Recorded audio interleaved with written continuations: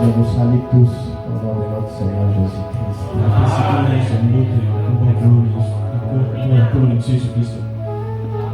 Tel que nous sommes debout, nous allons prendre dans Apocalypse. Apocalypse chapitre 3, 14 à 19. Apocalypse chapitre 3, 14 à 19.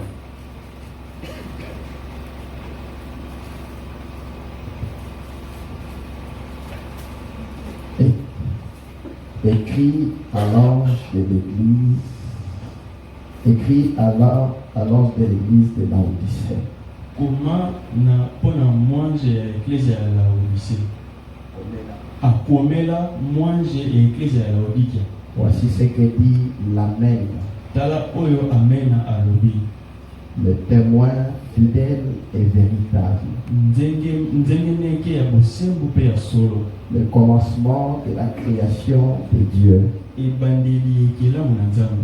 Je connais tes œuvres. Je sais que tu n'es ni froid ni bouillant. Puisses-tu être froid ou bouillant? Ainsi, parce que tu es tiède, lokola ozali pio katikati ya moto na malili, ozali moto te malili pété, lokola yo ozali moto te ozali pe malili te, et que tu n'es ni froid ni bouillant, ozali moto te ozali pe malili te, je te vomirai de ma bouche. Na kosanza yo na monoko na ngai. Parce que tu dis, je suis riche, je me suis enrichi, lokola ozali koloba nazali moto na bomengo na siko mengo, mais je n'ai besoin de rien. Nazali na bosenga eloko moko te. Parce que tu ne sais pas que tu es malheureux, misérable, pauvre, aveugle et nu. Je te conseillerais d'acheter de moi de l'or éprouvé par le feu,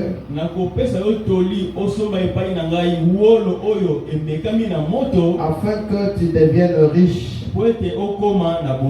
et des vêtements blancs afin que tu sois vêtu, et que la honte de ta nudité ne paraisse pas,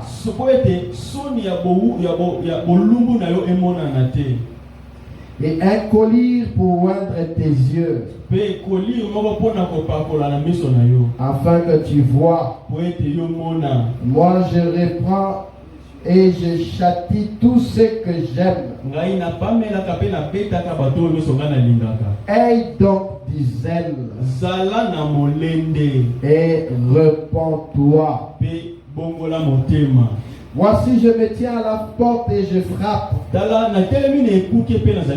Si quelqu'un entend ma voix et ouvre la porte, j'entrerai chez lui, je souperai avec lui et lui avec moi.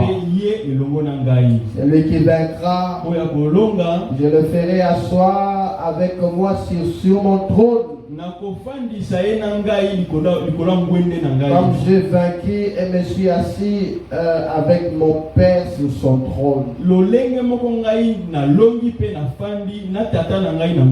Que celui qui a des oreilles entende ce que l'Esprit dit aux églises. Père bien-aimé, je t'en prie de bénir cette parole, de nous parler, de nous assister. En vérité, sans toi, je ne peux rien faire.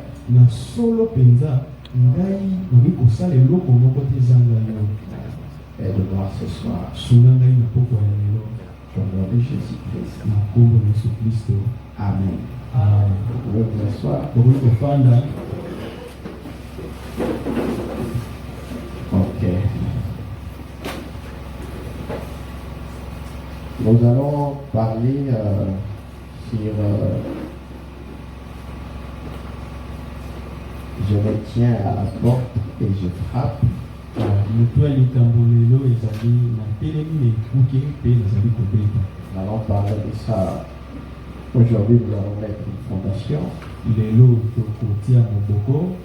Et le dimanche, Dieu voulant, nous pourrons finir avec ça.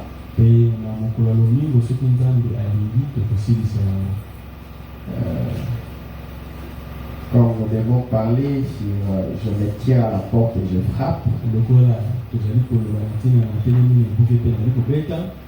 avant d'arriver à ce verset-là, le verset 20,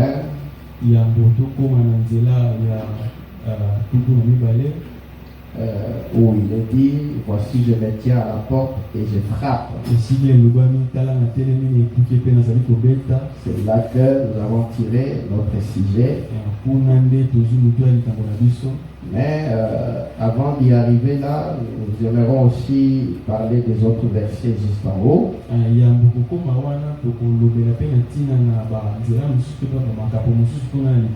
Et comme le frère Branham l'a dit ici, il y a toujours de bonnes choses dans la parole. Quand vous lisez la parole, vous trouvez quelque chose, vous dites, ah, c'est merveilleux. Vous lisez encore, ah, ça c'est encore plus merveilleux. Et la parole, ce sont des pépites d'or. Car plus vous creusez, plus vous découvrez de bonnes choses. Voilà, ici dans la prédication, je me tiens à la porte.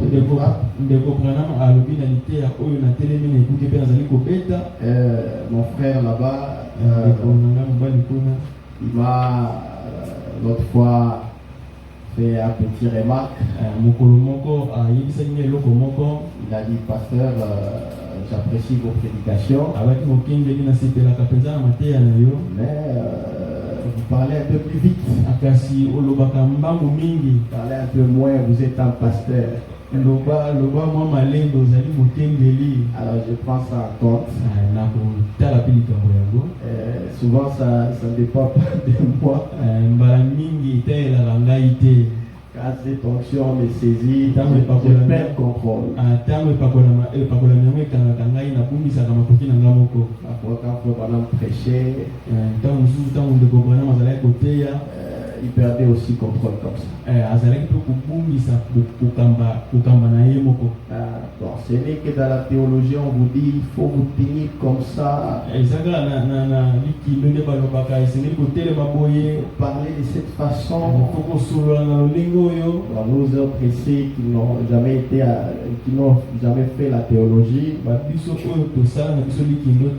Alors nous prenons la chose de la manière dont le Saint-Esprit nous conduit.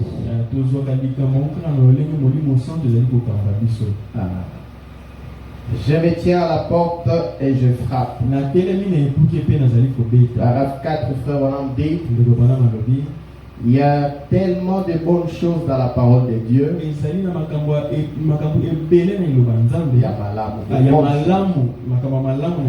a qu'il est difficile pour n'importe qui de choisir un certain passage de l'écriture.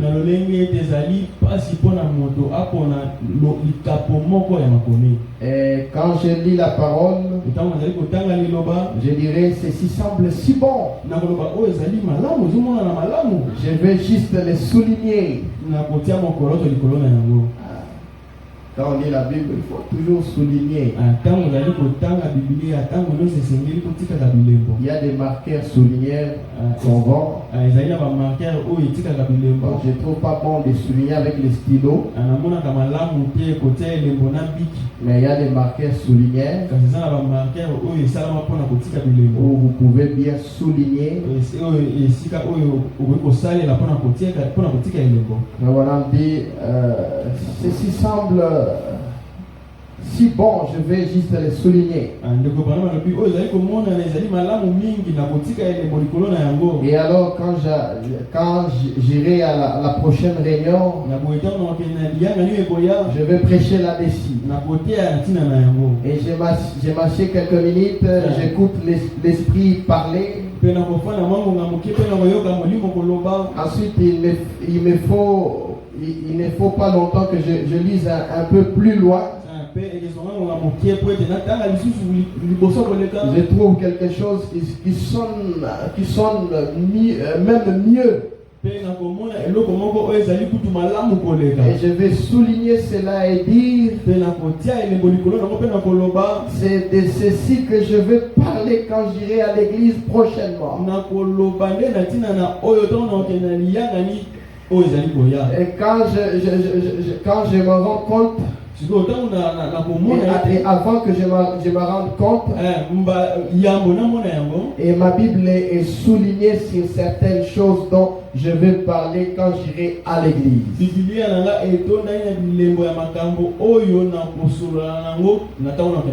C'est à ce point que le Seigneur est bon.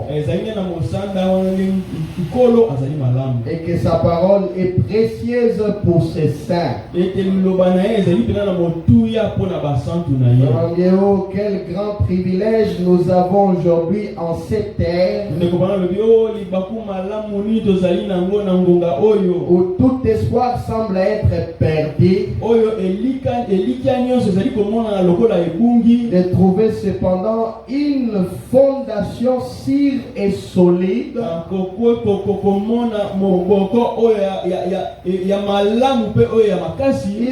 fondation sûre et solide qui est la parole. La parole est une fondation sûre et solide. C'est ça que nous devons bâtir nos vies. Bâtir nos vies sur la parole éternelle de Dieu. Amen. Amen. Aimez-vous la parole? Amen. Vous devez aimer la parole. Parce que la parole est une partie de nous. Dès que vous êtes là, vous êtes une partie de la parole. Amen. Je connais tes œuvres. Je sais que tu n'es ni froid ni bouillant. Puisse être froid ou bouillant. Ainsi parce que tu es tiède et que tu n'es ni froid ni bouillant, je te vomirai de ma bouche. Ça c'est l'état de l'église aujourd'hui. Ils ne sont ni froids ni bouillants. Ils sont au milieu, tièdes. Et frère Branham dit dans Israël à Kadesh Barnea, par 192, la Bible prédit que le dernier âge de l'Église est l'âge de l'Église de Laodicée, qui est tiède. À un autre endroit, frère Branham appelle ça aussi l'âge de Pentecôte, pentecôtiste. Mais cette église est tiède. C'est là que l'église en est arrivée aujourd'hui. C'est juste. Ils sont arrivés peut-être au point où ils peuvent frapper un petit peu le main et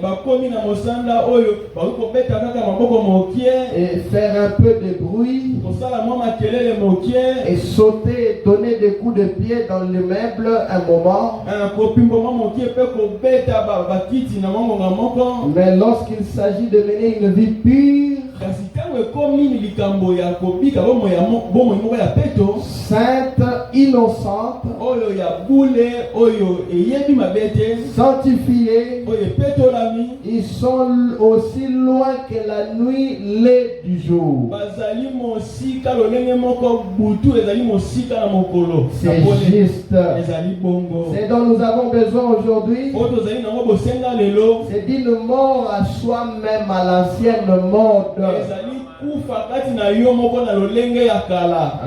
Une mort en soi-même. À l'ancienne mode. Mon frère, où il ne s'agit pas de retourner à l'hôtel. Oui, retourner encore à l'hôtel. Et retourner encore à l'hôtel. Si un prédicateur venait ici et il prêche puissamment, il fait l'appel à l'hôtel, vous verrez les gens venir. Après un mois, quelqu'un d'autre vient encore. Il prêche encore. Il fait l'appel à l'hôtel. Les mêmes personnes qui étaient à l'hôtel, ils reviennent encore à l'hôtel. C'est parce qu'il n'y a pas de mort. Une fois que vous êtes mort, c'est fini. Un mort, même si vous le piétinez, il ne bouge pas. Il ne va pas s'élever pour dire pourquoi tu m'as piétiné. Même si une femme passe là-bas, le mort ne va pas bouger. Donc ce dont nous avons besoin, c'est d'une mort véritable. On vient à la chair une fois, on meurt. En disant Dieu Seigneur, tue-moi. Dis-moi, je veux une nouvelle vie. Je veux naître de nouveau. Je veux voir que les choses anciennes doivent passer. Voilà, où il ne s'agit pas de retourner à l'hôtel et puis oublier et de retourner à l'hôtel à nouveau. Et encore de retourner à l'hôtel. Aller là-bas et restez-y. Allez là à l'hôtel, restez-y. Jusqu'à ce que vous soyez mort. Alors un homme mort ne connaît rien de choses du monde. On dit Alléluia. Je ne vais pas revenir sur ceci. Regardez frère, laissez-moi vous le dire. Donc ce dont nous avons besoin, c'est d'une mort, d'une véritable mort. L'état de l'église aujourd'hui, l'église de Laodicée, l'église de Pentecôtiste que nous sommes est tiède. Ils sont ni bouillants ni froids. Ils sont au milieu. Et frère, on dit ainsi, si vous êtes tiède, frère, c'est la position la plus dangereuse que vous puissiez occuper. C'est d'être tiède. Quand tu es tiède, c'est la position la plus dangereuse. Nous avons besoin de gens qui peuvent montrer leur couleur. Des gens qui sont convaincus et concernés par la chose. Les gens qui ont cri du cœur. Quand il y aura des vents, lui ne bougera pas. Même quand le pasteur dira je vais quitter le message, c'est l'expérience du pasteur. Mais moi-même je fais l'expérience et que ce message, je ne l'ai pas récité d'un homme, ni d'un bishop, ou d'un ancien quelconque. Mais ce message a été révélé de Dieu lui-même. Ça vous a été révélé. Frère, en ce moment-là, que 10 000 tombent à gauche,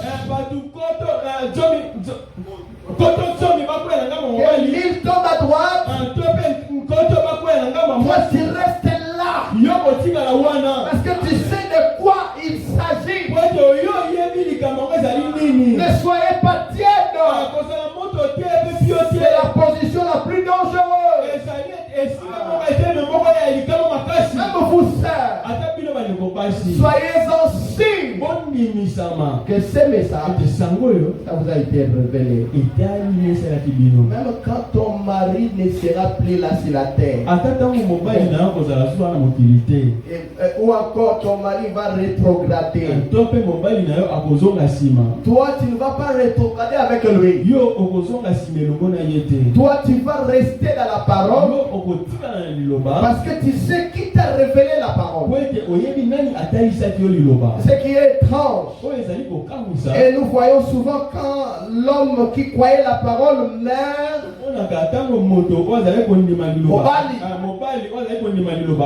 sa femme et les enfants retournent dans le monde.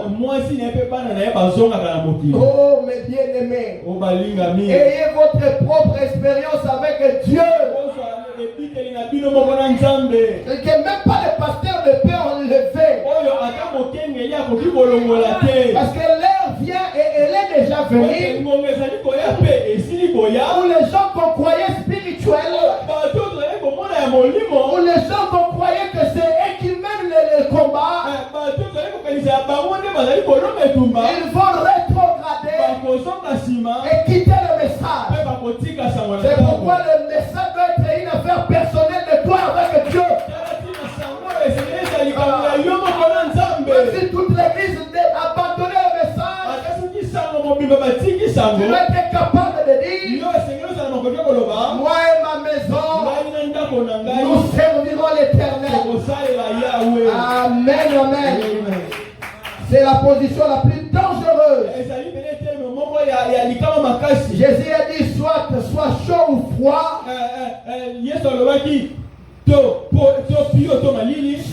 soit zala, soit pour moi de tout ton cœur, ou soit contre moi.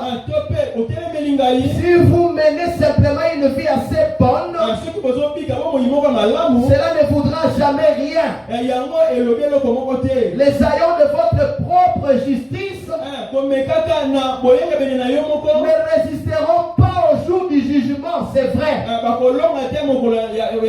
Et que l'on gâté. Vous dites bien, je suis membre d'une église. Ça n'a rien à voir avec la chose. Je crois que vous devez appartenir à une église. C'est très bien. Mais cela n'a rien à voir avec le salut. Appartenir à une église, c'est très bien. Mais cela n'a rien à voir avec le salut. Amen. Et le frère Bonhomme ajoute, le salut de Jésus-Christ n'est pas une espérance. J'espère. Non. C'est une assurance. Amen. Ce n'est pas que j'espère. Non. C'est une assurance. Vous l'avez. Vous savez. Là où tu te tiens avec Dieu. Tu sais que si l'enlèvement se fait maintenant, certainement moi je partirai à l'enlèvement. C'est dit que c'est une assurance. Je réponds cela. Il dit le salut de Jésus-Christ n'est pas une espérance. C'est une assurance. Vous êtes sûr que vous appartenez à Christ. Il y a Christ. Et le Saint-Esprit rend témoignage à votre esprit. Et vous êtes fils et filles de Dieu. Les choses anciennes sont passées et toutes choses sont devenues nouvelles. Oh, j'espère que vous saisissez cela ce soir. Pas un prédicateur frontalier, pas un chrétien frontalier. Si la foule va dans cette direction, vous allez avec elle si elle va dans cette autre direction, vous allez avec,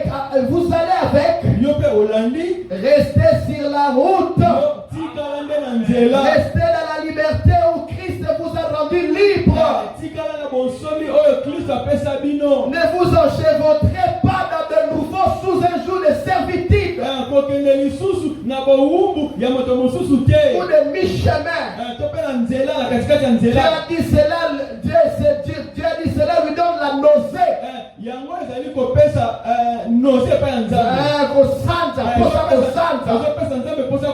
dit j'aimerais que vous soyez chaud ou soit froid, car ce qui est tiède, il vomira de sa bouche. La chose qui peut vous aider à vomir vite, l'eau qui est tiède, prenez cela une fois, cela vous aiderait à vomir. Et quelqu'un qui n'est ni froid, qui n'est ni chaud, Dieu dit que ça lui donne l'envie de vomir. Quand vous êtes dans cet état-là, vous donnez la nausée à Dieu. Vous donnez la nausée à Dieu. Tu as envie de vomir. De voir l'état dans lequel vous êtes. Il n'est ni chaud au chaud de Dieu, ni froid au chaud de Dieu. Donc toi, on ne connaît pas ta position exacte. Dieu demande que nous soyons chauds, que nous montrions notre couleur. Si tu es contre lui, alors soyez contre lui. Si tu es pour lui, alors soyez pour lui. Ne donnez pas l'apparence. On voit comme s'il est chrétien. Quand on les voit encore dans les morts, on ne connaît pas qu'est-ce que tu es aujourd'hui. Dieu ne veut pas Dieu ne veut pas d'une personne qui ne fait que confesser sans être un possesseur de bénédiction de Dieu.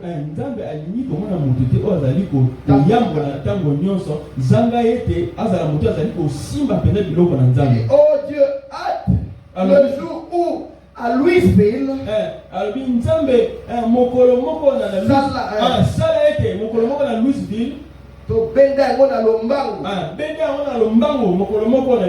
ou dans les Kentucky, et dans toute l'Amérique, les chrétiens qui confessent être chrétiens seront exactement ce qu'ils confessent être. Il dit, oh Dieu, hâte-les. Je dirais la même chose, Seigneur, hâte, fait que les chrétiens qui se disent chrétiens ici,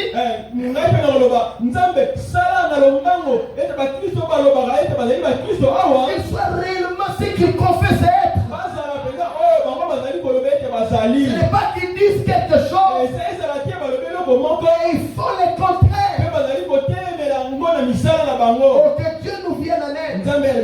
Il dit, si je n'étais pas pour Christ ce soir, je serais certainement contre lui. Mais je suis pour lui. Et je l'aime. Et je crois en lui.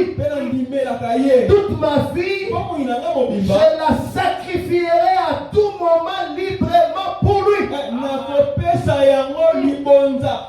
Et je crois ce que je prêche est la vérité. Je crois que ce que je prêche est la vérité. Et nous aussi nous croyons la même chose.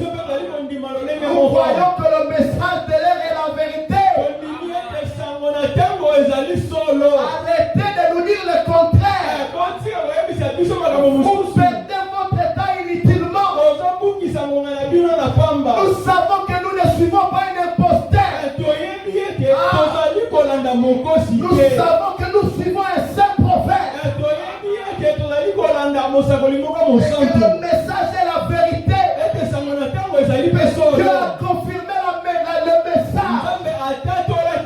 comme étant son message.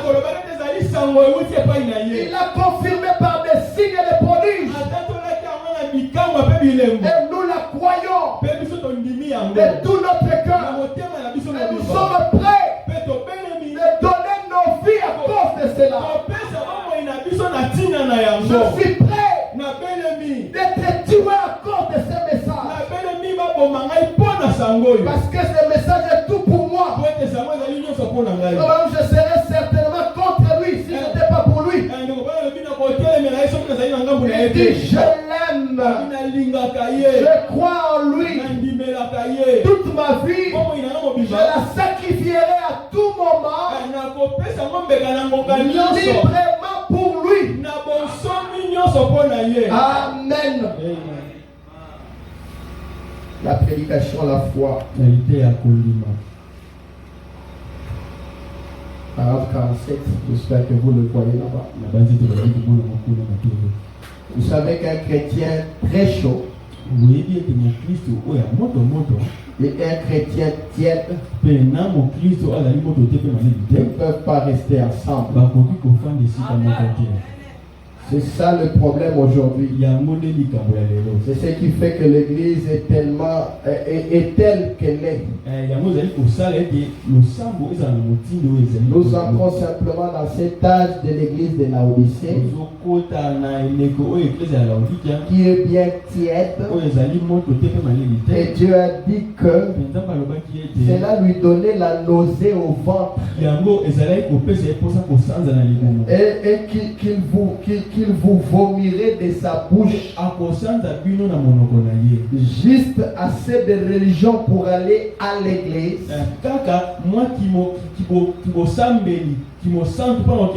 Vous avez juste assez de religion pour aller à l'église, vous asseoir là comme une fleur fanée.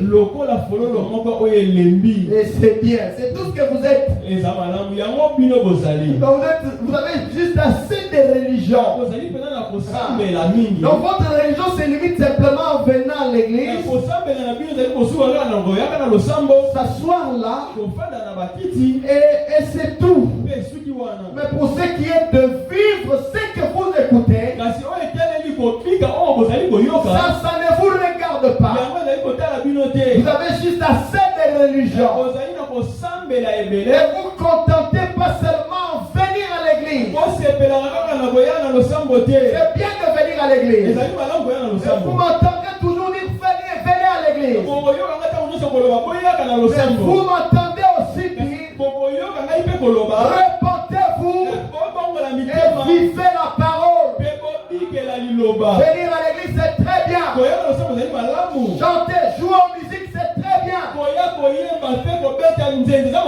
Prophétiser c'est très bien. Prêcher la parole comme je le fais c'est très bien. Mais la vie. Voilà, disait à Billy,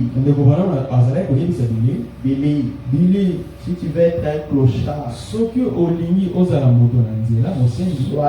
un véritable clochard. Ne fais pas semblant. Non. Et il dit, si tu veux être un chrétien, soyez un véritable chrétien. Même là, à la cité ou au quartier, montrez votre couleur. Pelissa Mwinda dans ta vie. Pelissa Mwinda. Que la chrétienté ne soit pas seulement par la bouche. Ne soyez pas comme Laodicée. L'état de Laodicée, c'est un état qui fait vomir à Dieu. C'est pourquoi ceux-là qui sont dans Laodicée, il est difficile pour eux d'aller au ciel. Il faut sortir de Laodicée. Après, entrer dans l'âge de l'épouse.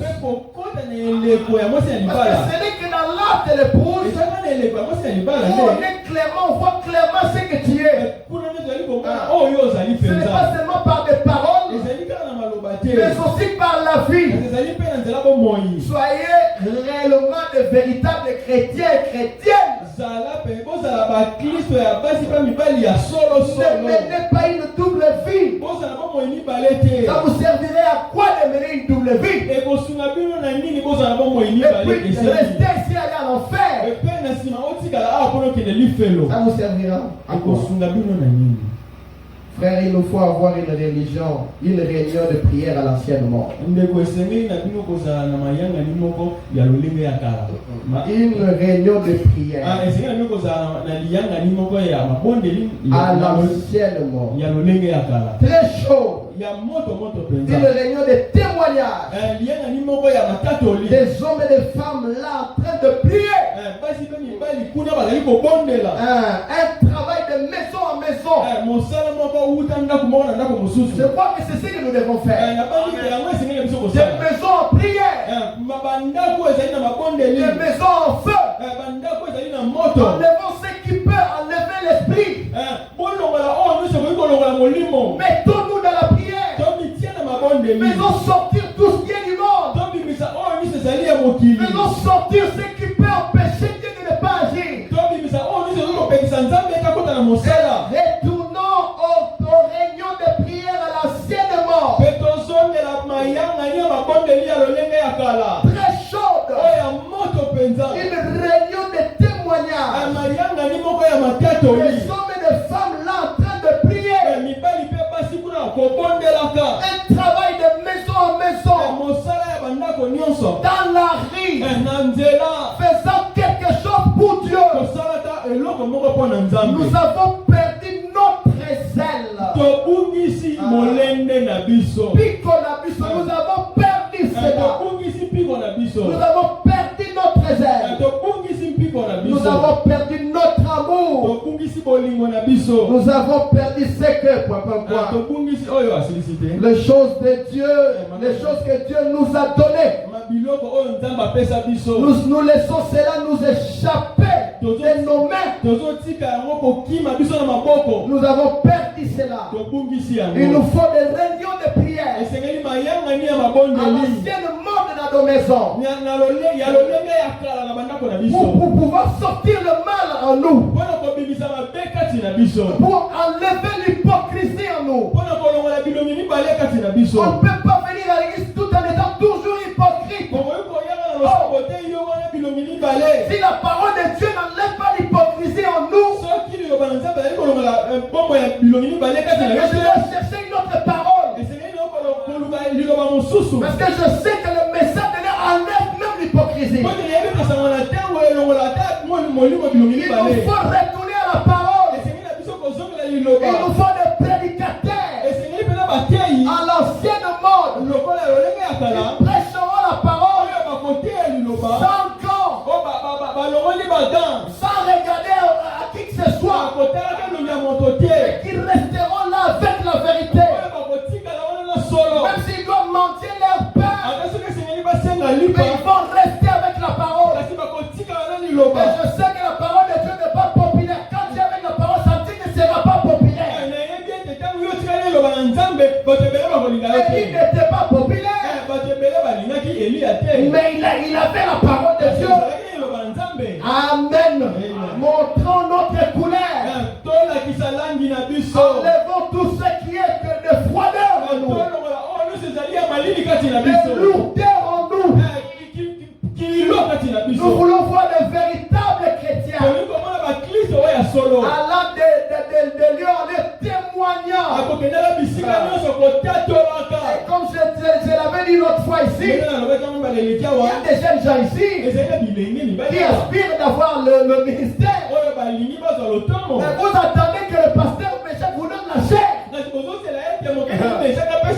On t'avoue, allez dans la rue, prêchez le message, gagnez les gens, gagnez les âmes là-bas. N'attendez pas qu'on vous donne seulement la chair. Frère Branham dit, le monde de ma paroisse.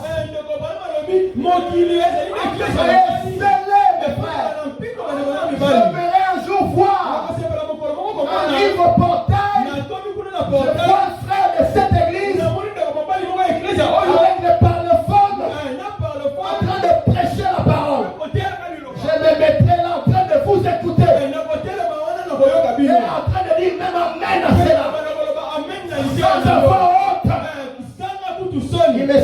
on a honte de l'évangile. On a honte de l'évangile. On a honte d'aller me parler à un voisin. Oh mes frères, réveillons-nous. Cette année, prenez une décision. Travaillez pour Dieu. Soyez zélés pour lui. Parlez de ce message. Bien-aimé, pourquoi il n'y a pas assez de convertis? C'est notre faute à nous. Nous ne témoignons pas assez. Nous ne parlons pas de ce message. Réveillez-vous. C'est pas comme ça que nous avons viserons au ciel.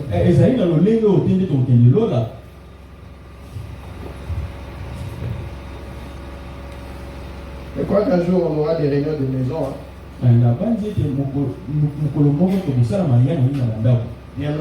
On va choisir une maison. On va aller là-bas. La prière. On quitte encore l'autre maison là-bas. Nous partons dans une autre maison. Pour nous réveiller un peu.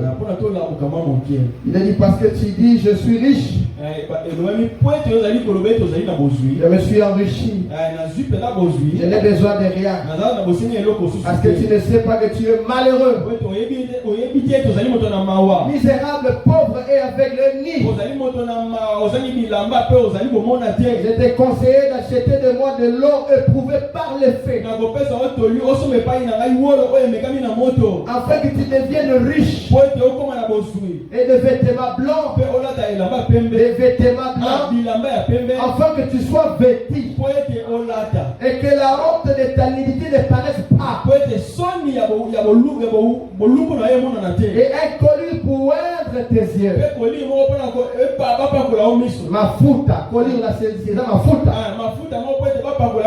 Et afin que tu vois. Et moi je reprends. Et je châtie tout ce que j'aime. Et donc du zèle et réponds-toi. Et donc du zèle et réponds-toi. Dans la prédication, je me tiens à la porte et je frappe. Paragraphe 8, je prends ça au milieu. Il dit cependant la Bible déclare tu es ni pauvre, misérable, aveugle. Vraiment, il dit pensez-y donc. Une personne soit ni pauvre, misérable et aveugle, et qu'elle ne le sache pas. Il est ni pauvre, misérable et aveugle, et il ne le sait pas. C'est que la condition de beaucoup d'entre nous ici. Il voit avec les yeux, et quand Dieu le regarde, il voit qu'il est aveugle. Il a des habits que nous pouvons voir, mais quand Dieu le regarde, il est sans habit, il est nu. Quelle condition! C'est horrible. Imaginez vous-même, vous, tu marches dans la rue, tu te vois être nu. Je pense que tu chercherais à faire quelque chose. Comment? La nudité dont la Bible parle ici, c'est une nudité spirituelle. Quelqu'un qui soit là, il est sans habit spirituellement. Il ne se couvre pas spirituellement. Il ne prie pas. Il ne lit pas. Comment est-ce que tu seras couvert? Comment? Aveugle, pauvre, ennemi, et il ne le sait pas. Quel état lamentable. Si je me trouvais dans cet état, oh, je crierais, je vais courir, je vais me cacher.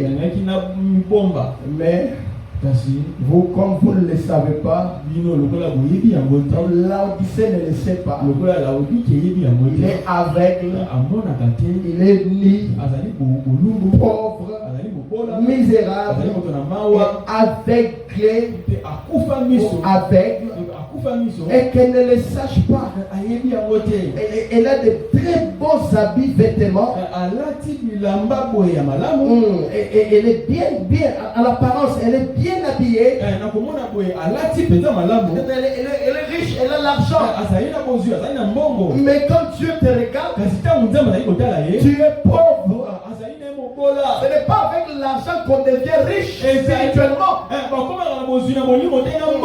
Mais c'est avec des choses spirituelles qu'on devient riche spirituellement. Celui qui donne les choses spirituelles, c'est Dieu. Plus on s'approche de lui, plus il vous donne des choses spirituelles, plus il vous couvre de sa sainteté. Il vous couvre de sa sainteté. Une fois j'étais tellement faible. Ça fait longtemps. Tellement faible. Et je ne priais plus presque. Et Dieu me donnera un songe. Il m'a donné un songe où je me suis vu en train de marcher sur la rive. Et quand je me suis réveillé, je n'avais pas besoin d'explication. Je savais que dans ma vie spirituelle, je me suis relâché quelque part. Et qu'il n'y a plus de prière. La vie de consécration, il n'y en a pas. Et on doit le chercher continuellement. On ne doit pas se lasser. Plus on avance avec Dieu, plus Dieu devient très doux. Ça te donne encore l'envie de le chercher. Plus il te donne une expérience, tu te dis Seigneur, je veux encore une autre expérience. Je veux encore une autre. Une autre. Oh man. Voilà pourquoi. Vous savez, un homme ou une femme qui ne prie pas,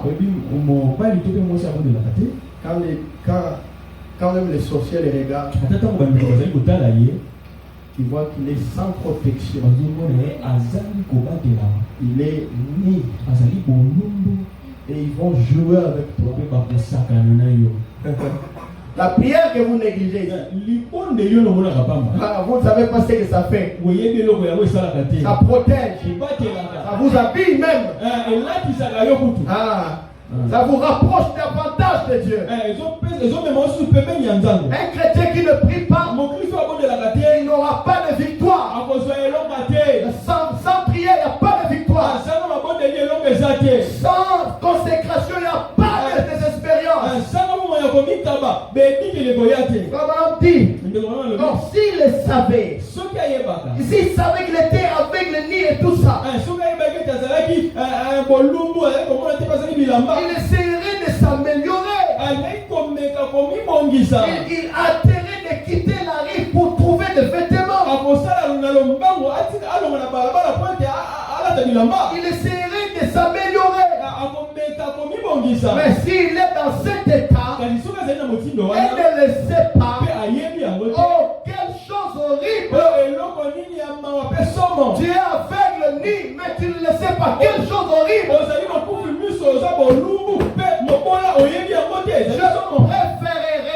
Je préférerais d'être non vêtu comme ça, physiquement, mais que je sois vêtu spirituellement. Je préférerais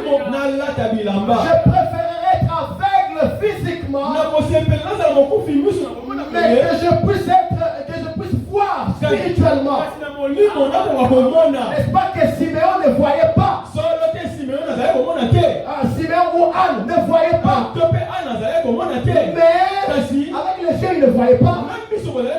Spirituellement, il voyait. C'est pourquoi Dieu a pu le conduire. Il les a conduits jusque là où était l'enfant. là où était le Messie, et il a pris dans ses mains, il a loué le Seigneur. Oh mes bien-aimés, que Dieu nous vienne en aide et qu'il ouvre nos yeux spirituels. Quittez cet état-là dans lequel vous vous trouvez, de l'Odyssée, aveugle, pauvre, ennemi, et ce qui est encore grave. Et il ne le sait pas. Toi, maintenant, prêche une prédication et tu ne le sais pas. Tu es dans cet état, mais tu ne le sais pas. Christ frappe à la porte. Paragraphe 16, maintenant. Nous voyons aussi qu'il a dit, parce que tu dis que tu t'es enrichi et que tu n'as besoin de rien et que tu ne sais pas que tu es pauvre. Pauvre, aveugle, misérable, malheureux, ni, et tu ne le sais pas. Si un homme se trouvait dans la rue et pauvre, misérable, aveugle, malheureux, et qu'il savait cela, il chercherait à se cacher. S'il était ni, il chercherait à trouver des habits. Il chercherait à s'améliorer, à améliorer les choses. Ça serait le tableau le plus pitoyable à voir. Un homme dans la rue qui pense qu'il est bien habillé et qu'il est riche et qu'il n'a besoin de rien alors qu'il est ni misérable, juste assez de religion pour se rendre malade. Il a juste assez de religion pour se rendre malade. Il ne le sait pas. La religion, c'est une couverture. C'est juste une couverture. Et pourtant, il nous a dit que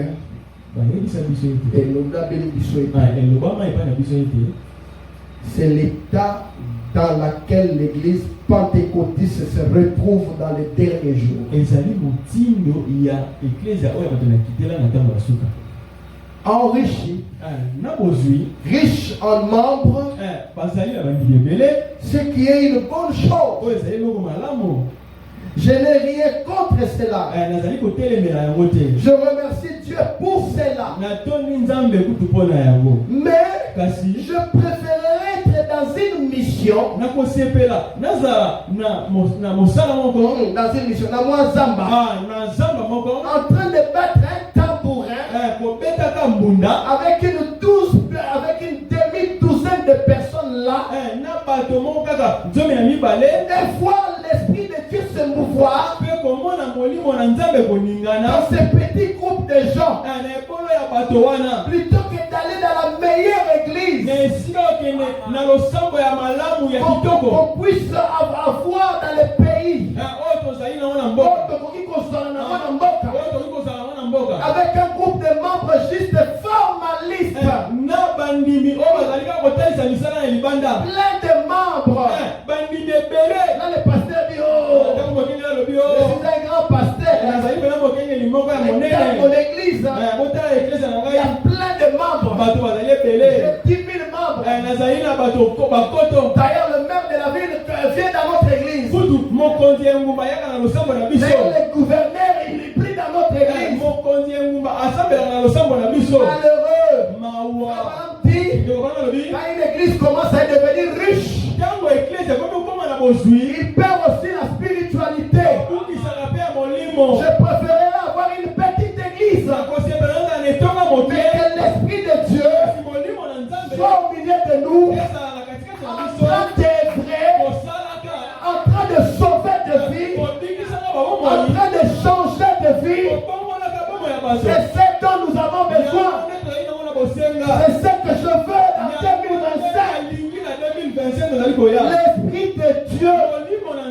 voulant un flot dans chacun de nous. L'Esprit de Dieu donnant des solutions à nos problèmes. L'Esprit de Dieu guérissant les malades. L'Esprit de Dieu révélant même les secrets du cœur. Un pécheur entre là-bas. Dès qu'il entre, l'Esprit de Dieu le saisit. L'Esprit de Dieu saisit une personne. Il dévoile les choses qu'il a fait. Et je me dis, c'est seulement il manque de consécration. Que les gens de pécheurs peuvent entrer ici. Et les vases ne voient rien. Oh, que Dieu aussi nous vienne en aide. Nous voulons voir cette église-là. Cette église à l'ancienne mode. Où les gens avaient peur pour aller à l'église. Regardez d'abord à sa vie. Il voyait qu'il n'était pas en ordre. Non, je dois d'abord régler ma vie. Sinon, on va me dévoiler là-bas. Écoutez, moi j'aime ça. Vous venez avec vos péchés, l'Esprit de Dieu vous attrape, vous dévoile. Et ça donnera la peur, la crainte. Parfois, quand l'Esprit de Dieu le fait ici, je vois comment les gens sont agités. Les autres sont là-bas dehors. Ils sont là-bas dehors. Ils se cachent un peu beaucoup. Tu ne peux pas te cacher. Même si tu sors dehors, l'Esprit de Dieu peut t'attraper même là. Nous voulons une église comme ça. On nettoie de vie. On voit la sainteté. Où Dieu peut descendre au milieu de nous. Et communier ensemble avec nous.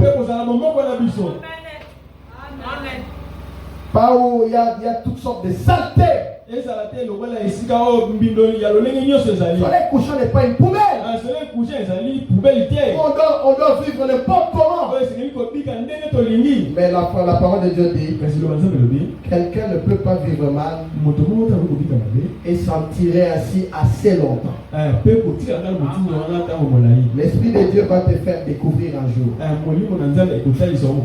Dans la prédication, le retour et le jubilé. Paragraphe 78. Oh, riche Laodicée, avec l'église hors, ou plutôt Christ hors de l'église, frappant, essayant d'entrer. Elle dit, je suis enrichi, je suis riche, je n'ai besoin de rien. Certes, vous avez bien rattrapé le méthodiste. Et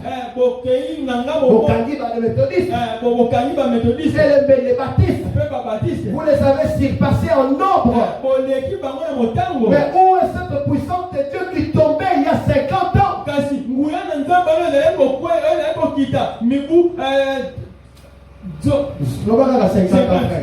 Où est cette puissance de Dieu qui tombait il y a 50 ans? Où est celle qui brillait dans le cœur?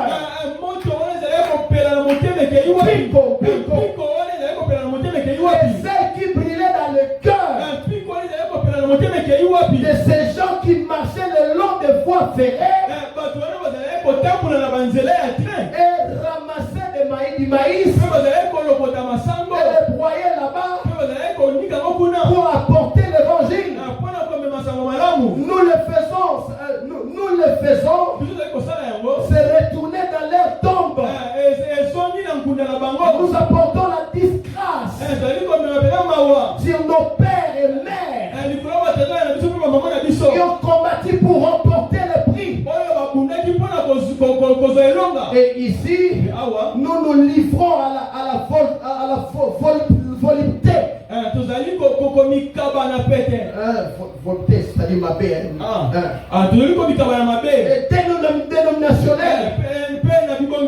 Mais suis-je suffisamment exprimé pour vous permettre de comprendre qu'il s'agit du retour nous devons retourner. Où est ce feu-là, ce zèle qui brillait dans nos cœurs, qui faisait en sorte que nous chantions des cantiques, juste que seulement ta façon de chanter là, dans ta chambre ou dans ta maison, les voisins entendent ça, ils pouvaient s'approcher pendant que tu chantais là. C'était tellement bien. J'ai senti l'onction. Mais où est parti tout ça? Où est parti les choses saintes de Dieu? Où est parti la vie chrétienne? Où est parti la vie de la prière? Où est parti la vie de la lecture de la parole? Où est-ce que c'est parti? Moi je reprends. Je châtie tout ce que j'aime. Et donc dis-elle. Et réponds-toi. Dieu ne veut pas que tu sois mou. Dieu ne veut pas que tu sois sans position. Dieu veut que tu aies une position. Il veut que tu puisses avoir 10 ailes. Partout tu parles de lui. Au travail, tu parles de lui. Tu es avec les amis, tu es en train de parler de lui. Non, quand je suis avec eux, et ils parlent de leur musique. C'est comme ça que moi je me retire. Non, ne vous retirez pas. Soyez là. Entrez dans leur jeu. Ah, c'est vrai que la musique ici, vous sentez ça c'est bien. Mais il y a quelque chose de plus que cela. Ça aussi, vous êtes devant un cordonnier. Parlez-lui de faire les babouches. Et ensuite, entrez, glisser quelque chose de l'évangile. Parce que la parole est une sémence. Tu es devant celui qui fait le véhicule. Vous parlez. Introduisez quelque chose de la parole. Beaucoup de gens crient la parole. Ce n'est pas qu'ils soient entendus une prédication entière. Non. Donc une seule parole seulement. Ça les a troublés. Et jusqu'à ce qu'ils ont crié le Seigneur. Ayez du zèle. Pourquoi la Galate il est dit?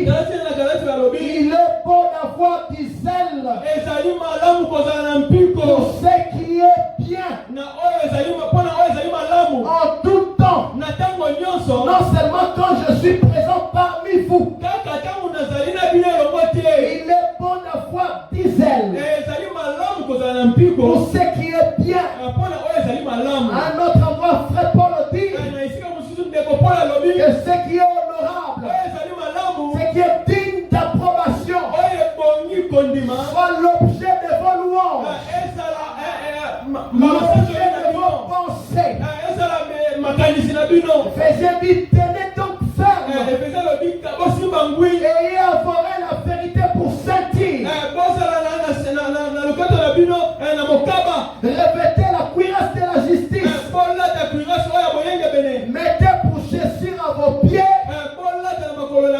les ailes qui donnent l'évangile de paix.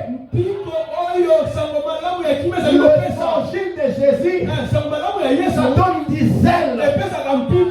Amen. Tu ne peux pas croire ce message. Tu ne peux pas croire au message, croire à la parole et rester mou. Non. Ça donne des ailes. Ça donne des ailes. Dans Hébreux 6, il est dit, nous désirons que chacun de vous montre le même zèle pour conserver jusqu'à la fin une pleine espérance. Et frère Branham dit, la porte de la porte. Paragraphe 6, il dit, maintenant, remarquez qu'il a aussi donné une invitation. Il a donné aussi une invitation.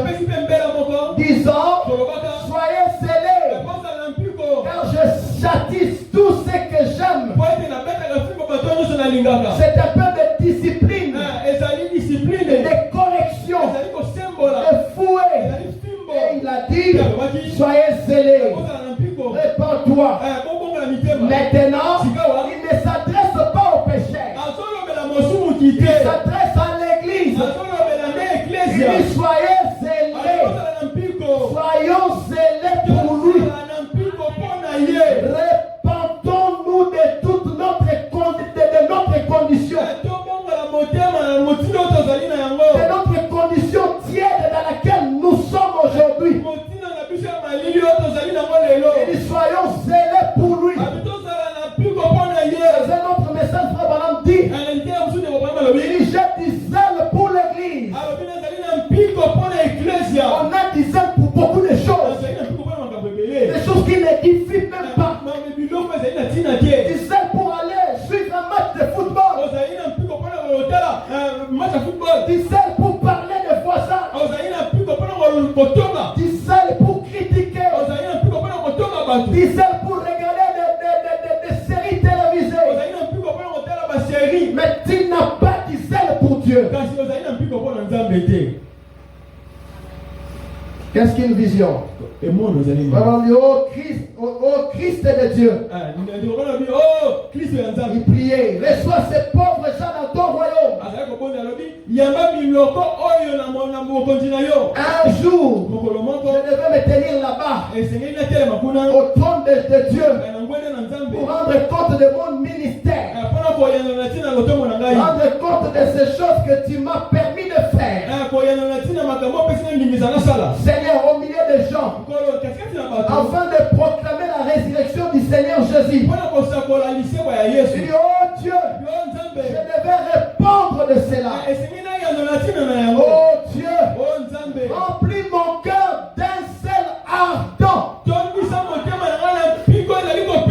Toujours plus de sagesse, afin que je sache conduire les gens au Seigneur Jésus. Il dit, remplis mon cœur d'un zèle ardent. Dans la prédication, qu'est-ce que le Saint-Esprit? Il dit, comme nous voyons le feu du réveil commencer à baisser,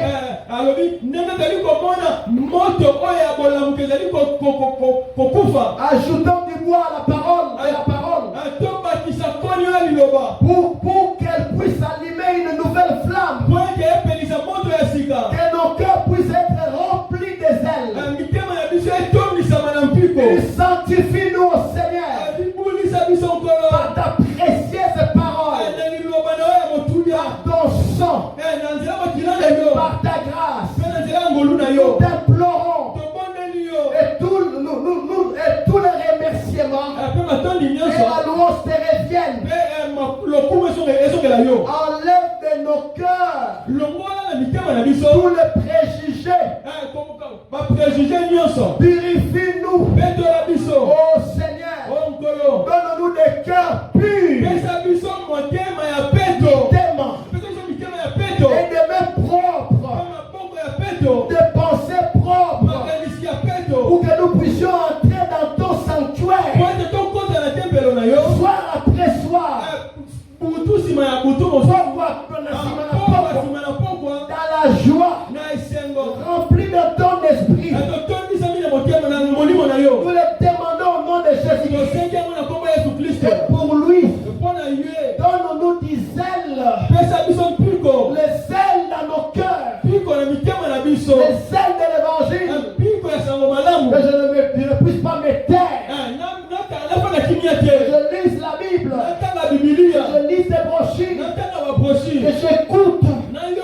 Enlève cet état de tiédeur en moi. Cet état de tiédeur, je n'en veux pas.